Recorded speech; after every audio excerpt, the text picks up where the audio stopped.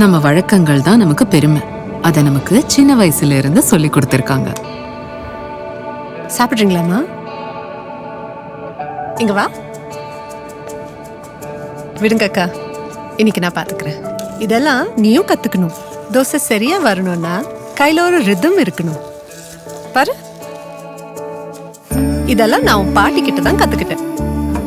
இந்த வழக்கங்கள் தான் பழக்கங்களா மாறும். அப்பதானே அது பண்பாடாகும். காபி பெர்ஃபெக்ட்டா வேணும்னா பால் பாதி கொஞ்ச நேரத்துல டிகாக்ஷன் ஊத்தணும். இப்ப ஏன் மூஞ்சி சொல்லிக்கிற? போய் கொடு.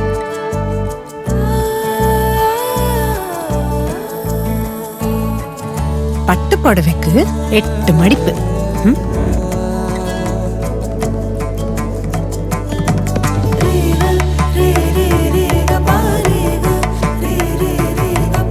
$12.4 வரிசை. அம்மா சொன்னதெல்லாம் புரிஞ்சுச்சு. ஆனா பாய்ஸ் ஏன் அதெல்லாம் கத்துக்கணும்? ஏன் கத்துக்க கூடாதா?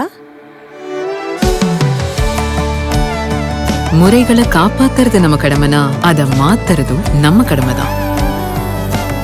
முறைகளும் நாம், மாற்றங்களும் நாம், மாற்றங்களும் நம்ம வழக்கம்தான்.